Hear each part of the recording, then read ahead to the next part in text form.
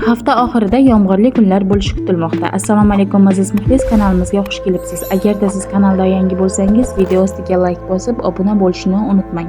Like bosgan insonni Allohim doim qo'llasin. Payshanba, juma va yakshanba kunlari respublikaning ayrim hududlarida yomg'ir yog'adi. 21-23 mart kuni yog'ingarchiliksiz ob-havo bo'ladi va havo +28 gradusgacha isiydi.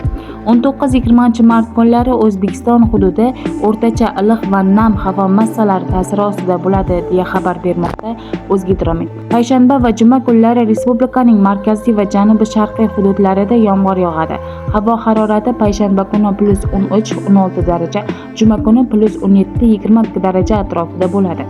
21 mart kuni hududning katta qismida yog'ingarchiliksiz ob-havo bo'lishi kutilmoqda. Faqat Qashqadaryo, Surxondaryo viloyatlarida kunning ikkinchi yarmida ba'zi joylarda yomg'ir yog'adi. Havo harorati +20-+25 darajagacha ko'tariladi. 22-23 mart kunlari respublika hududining katta qismida, Qoraqalpog'iston Respublikasi va Xorazm viloyatlaridan tashqari ba'zi joylarda qisqa muddatli yomg'ir yog'adi. Momaqaldiroq bo'lishi mumkin. Havo harorati +20-25 daraja. Shimolda, janubda va cho'l hududlarida +28 darajagacha bo'ladi. Harorat asosan kechalari +7-+12 daraja, tog'oldi va tog'li hududlarda sel, suv, toshqin hodisalari yuzaga kelishi mumkin. Toshkent shahrida 19 martda kunduzi, 20 martda kechasi va ertalab vaqti bilan yomg'ir yog'ishi mumkin. Harorat 19 martda +14-16 daraja, 20 martda 17-19 daraja bo'ladi. 21 mart kuni yog'ingarchilik kutilmaydi.